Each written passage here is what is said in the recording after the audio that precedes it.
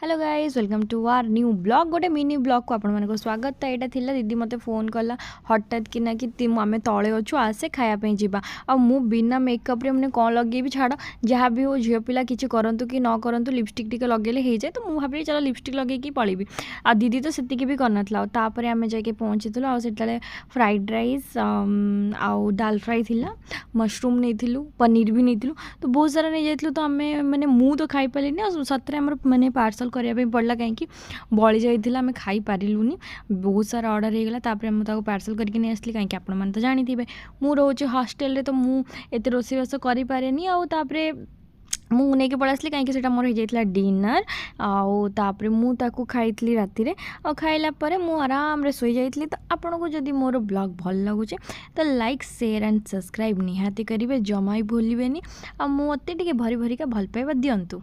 Thank you good night bye.